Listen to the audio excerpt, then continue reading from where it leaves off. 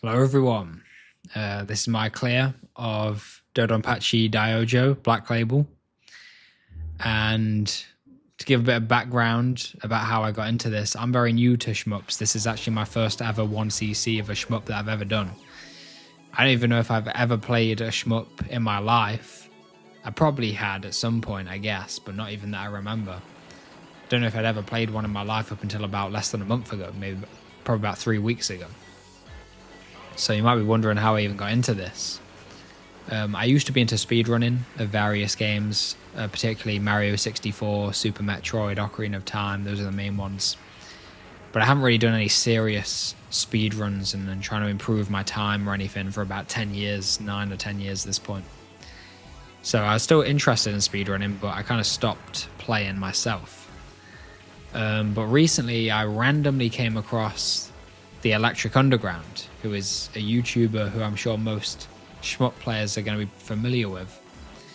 And I just came across him on completely unrelated topics to do with games.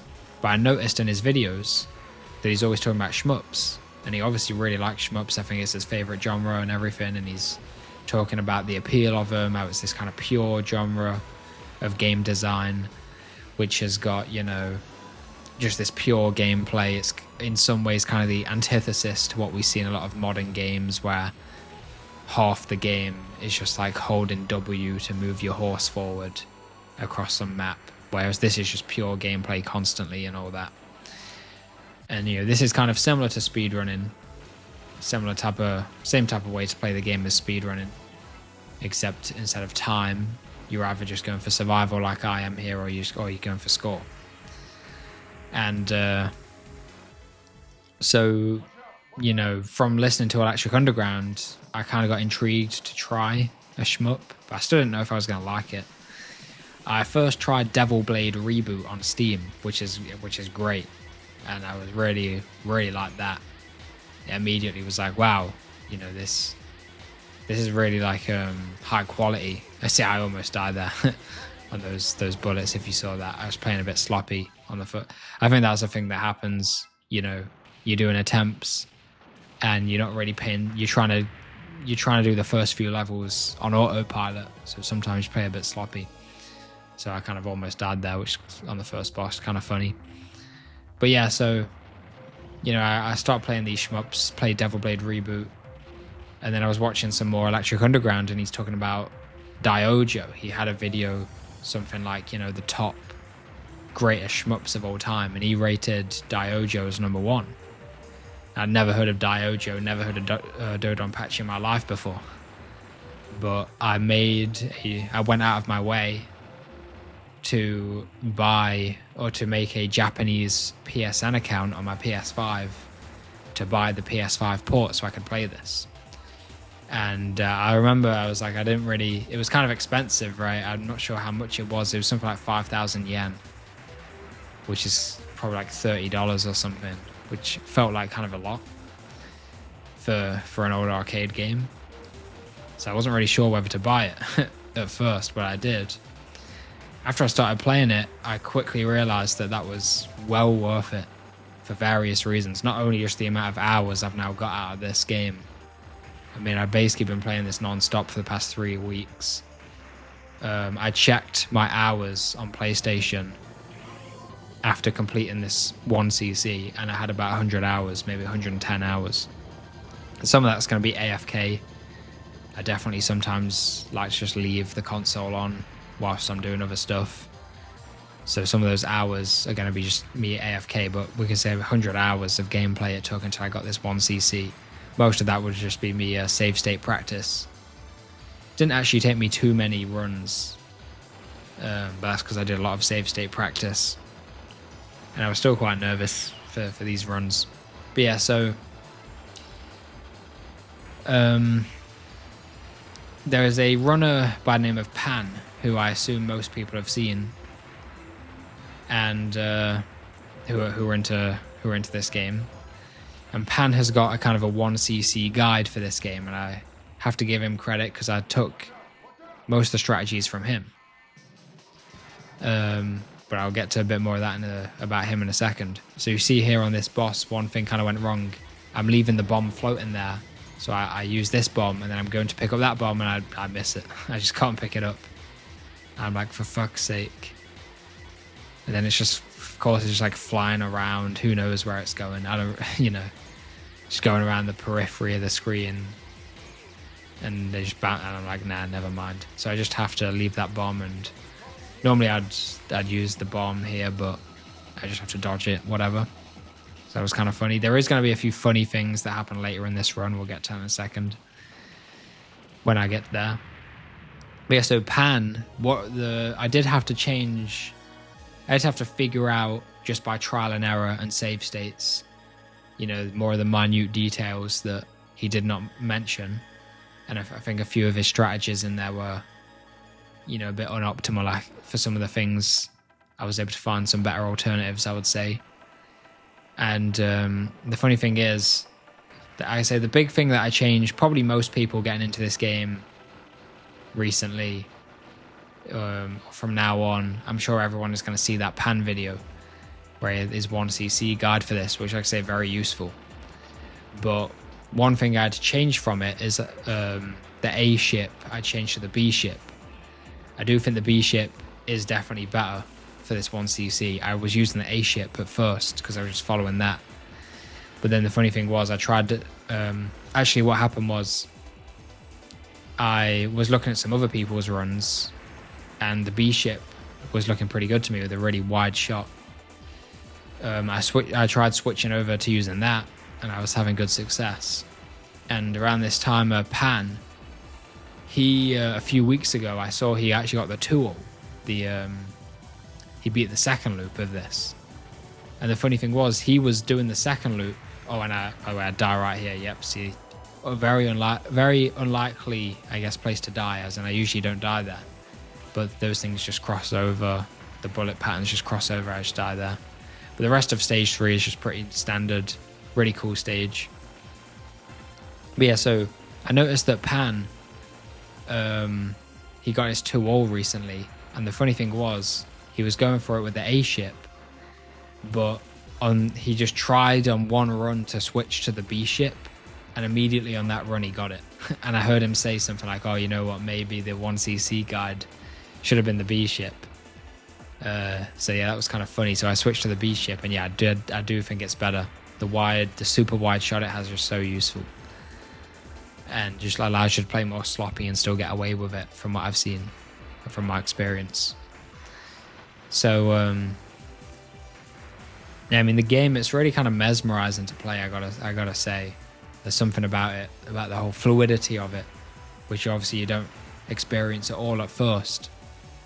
But when you start trying to get good and practice and learn the routes and get the movement down and everything, then when you're able to start just like smoothly chaining a whole stage together, like, you compose it together, like you practice individual segments of a stage, you practice the boss of a stage, the individual patterns of a boss, then you put that together to be able to do the whole stage, and eventually you put together the whole game.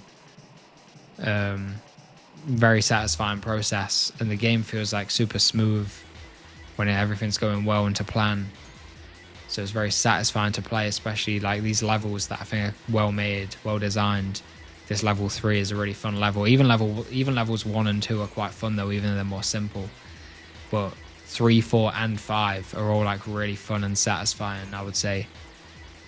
So I don't really have much of a shmups to compare this to, because this is the only one I've played seriously. I played a bit of Devil Blade as well, but so I can't really compare this to others so far.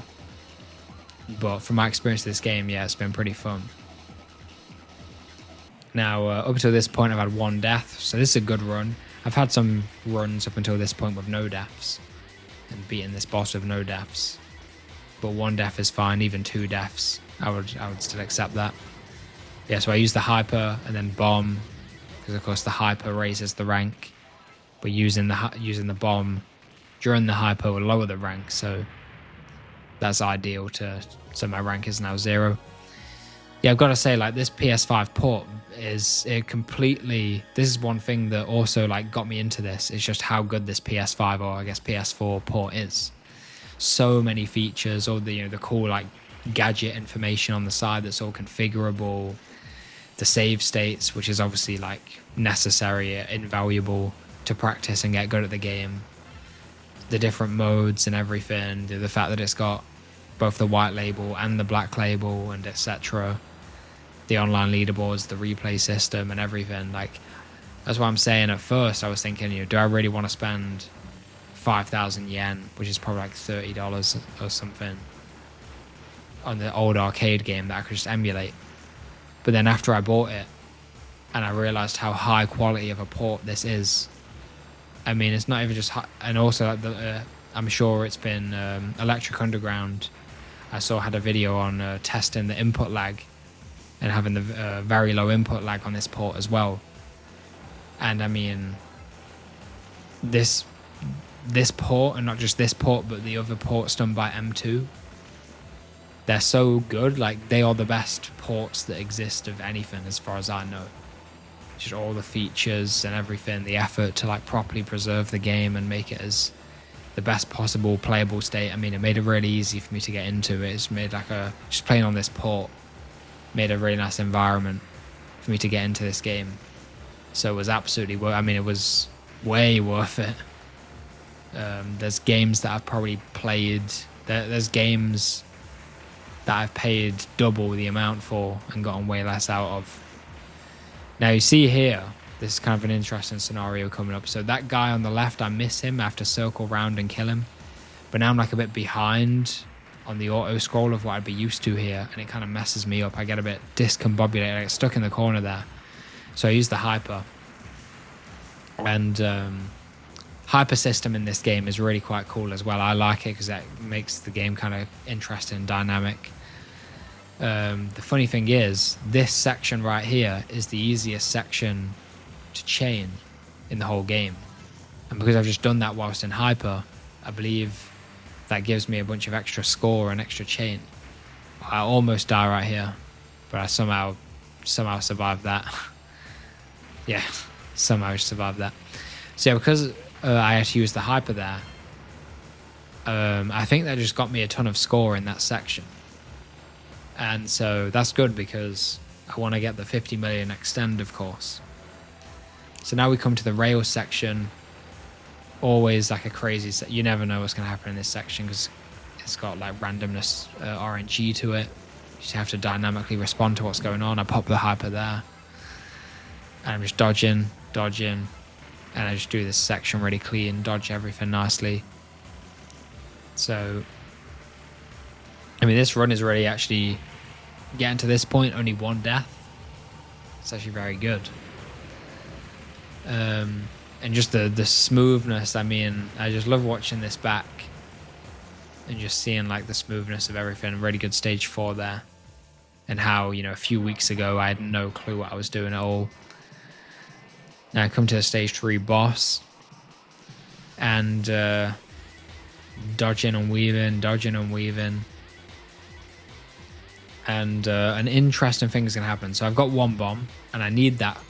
Oh, nice dodges there. I need that to kind of cheese the final stage of the boss, the final phase.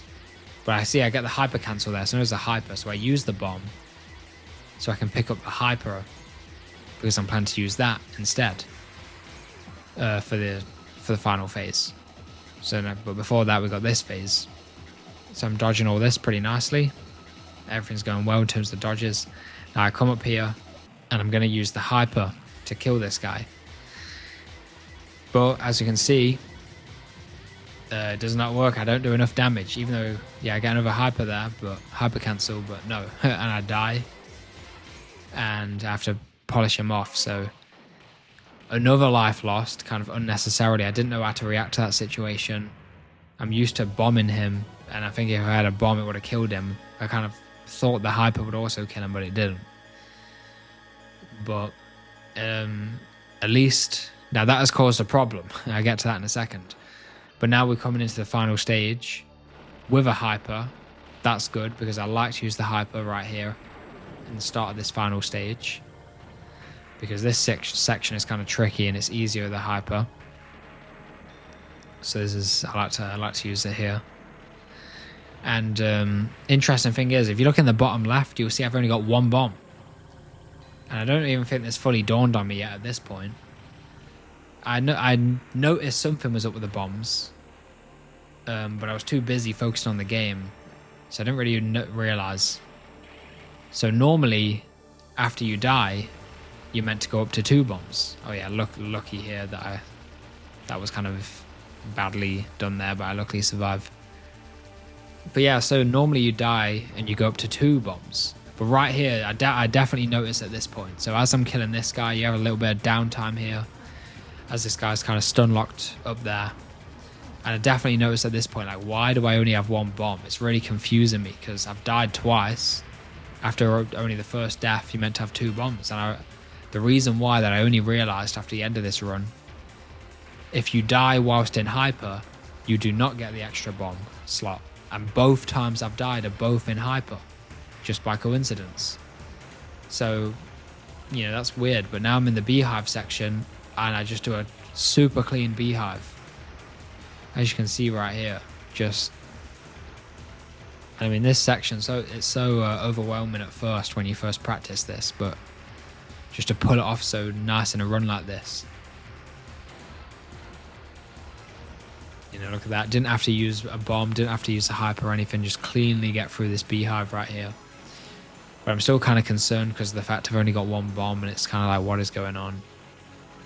Because I did not know. I did not know that is how the game worked, that if you died in hyper, you would not get the extra bomb slot.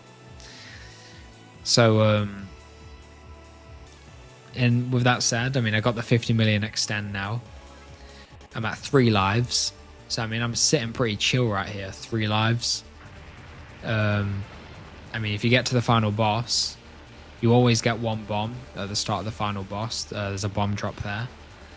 If you have 1 life in stock, then that's another 2 bombs. If you die, you get restocked. So that's 3 bombs. So I mean, as I'm thinking at this point, well, as long as I can get to the final, I don't know what's going on with my bombs and why I've only got 1. I'm kind of concerned about that. But I know if I get to the final boss with at least 1 life in stock, you know, I have a good shot.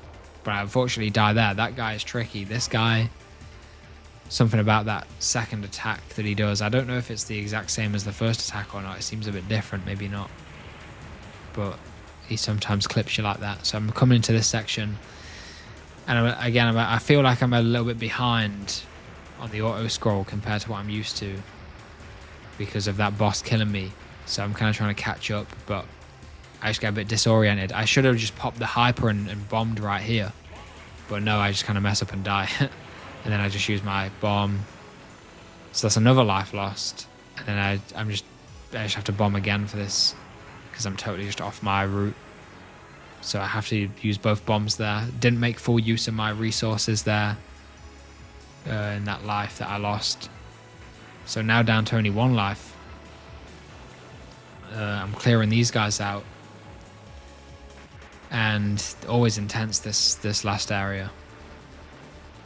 And then what happens here? So this is going smooth. I mean, this is going nice and smooth. But then that guy accidentally leave that 1 guy alive. Kind of messes me up a bit. I'm a bit behind the auto scroll again. I should have really just popped the hyper here, but I didn't. So I come over here. I try to set up for the safe spot here, but no, I realize it's not going to work. It seems off. So I use the hyper and I die.